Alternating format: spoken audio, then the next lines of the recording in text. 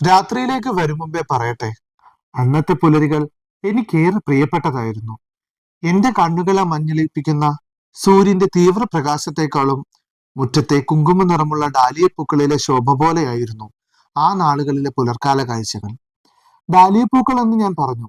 അങ്ങനെ എത്രയധികം വ്യത്യസ്തമാർന്ന പൂച്ചെടികളുടെ ശേഖരമായിരുന്നു ഉമ്മർത്ത് നിന്നുമുള്ള കാഴ്ച.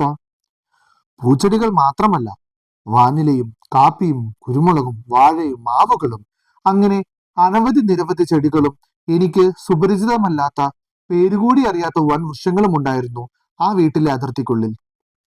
ഇത്രയും ഞാൻ പറഞ്ഞത് വീട്ടിൽ നിന്നുമുള്ള കാഴ്ചയാണ്. ഇനി വീട്ടിലേക്കുള്ള കാഴ്ചകൾ പറയാം. ഇടുക്കി ജില്ലയിലെ നെടുങ്കണ്ടത്തു നിന്നും എന്റെ ഓർമ്മ ശരിയാണെങ്കിൽ അധിക ദൂരമല്ല തൂക്കുപാലത്തേക്ക്. തൂക്കുപാലം അന്ന് വളരെ ചെറിയൊരു സിറ്റിയാണ്. ഇപ്പോഴും വലിയ മാറ്റമൊന്നും ഉണ്ടായി കാണില്ല.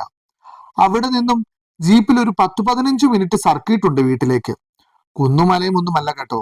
പക്ഷെ ആ വഴിയിലൂടെ ബസ് സർവീസുകൾ ഉണ്ടായിരുന്നില്ല. വിനോദസഞ്ചാര കേന്ദ്രമായ രാമക്കൽമേട്ടിലേക്കുള്ള വഴിയാണ്. അങ്ങനെ ജീപ്പിൽ വന്നിറങ്ങുന്നത് ചോറ്റുപാറ എന്ന സ്ഥലത്തും. ഇവിടേക്കാണ് നമ്മുടെ യാത്ര.